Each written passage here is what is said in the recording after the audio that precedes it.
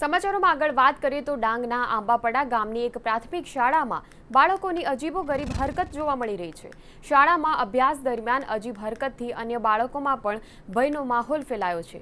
શાળાના વર્ગખંડમાં સાપની જેમ સરકતા અને ધૂણતા બાળકો જોવા મળ્યા હતા, ત્યારે ગ્રામજનોએ પણ ભયભીત થઈને ભૂવા બોલાવી તાંત્રિક વિધિ કરાવડાવી હતી। શાળા સંચાલકોએ અધિકારીઓને અંધારામાં રાખતા તેમના પર કાર્યવાહી કરવામાં આવશે તેવી પણ વિગતો જોવા મળી રહી છે।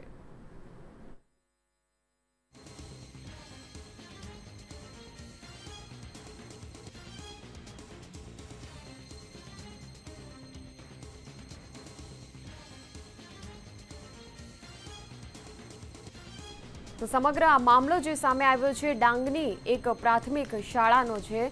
ડાંગની એક ગામની પ્રાથમિક શાળાના બાળકો અજીબોગરીબ હરકત કરતા જોવા મળી રહ્યા છે। તો જે રીતે આપ દ્રશ્યોમાં જોઈ રહ્યા છો તેમ સાપની જેમ તેઓ સરકતા જોવા મળી રહ્યા છે। વર્ગખંડની લાદીઓ પર તેઓ આવી રીતે સરકતા જોવા મળી રહ્યા છે, ત્યારે કોઈક તાંત્રિક વિધિની કે કોઈ જાદુ ટોણાની તેમના પર અસર થઈ હોય તેવી ક્યાંક ને ક્યાંક શક્યતાઓ જોવા મળી રહી છે। તો ગ્રામજનોમાં પણ આ ઘટનાને પગલે ભયનો માહોલ ફેલાયો છે અને ગ્રામજનો ભુવાઓને બોલાવીને તાંત્રિક વિધિઓ કરાવડાવતા હોવાની પણ વિગતો સામે આવી રહી છે। તો ડાંગના આંબાપડા ગામની પ્રાથમિક શાળાનો આ બનાવ છે કે જેમાં બાળકો જે છે શાળાના વિદ્યાર્થીઓ અજીબોગરીબ હરકત કરતા નજરે પડી રહ્યા છે। તો શાળામાં અભ્યાસને બદલે ભણતરને બદલે આવા પ્રકારની પ્રવૃત્તિઓ કરતા વિદ્યાર્થીઓ જોવા મળી રહ્યા છે, ત્યારે ક્યાંક ને ક્યાંક શિક્ષણ વ્યવસ્થા પર સવાલો ઊભા થયા છે।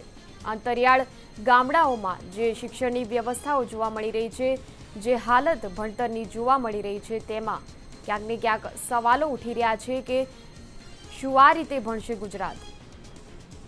તો ગુજરાતના વિદ્યાર્થીઓ જે છે ખાસ કરીને ગામડાના છેવાડાના જે વિસ્તારો છે, ગુજરાતના અંતરિયાળ વિસ્તારોના બાળકોનું ભાવિ અંધકારમય જોવા મળી રહ્યું છે। તો જે રીતે આપ દ્રશ્યોમાં જોઈ રહ્યા છો તેમ સાપની જેમ સરકતા આ વિદ્યાર્થીઓ જોવા મળી રહ્યા છે।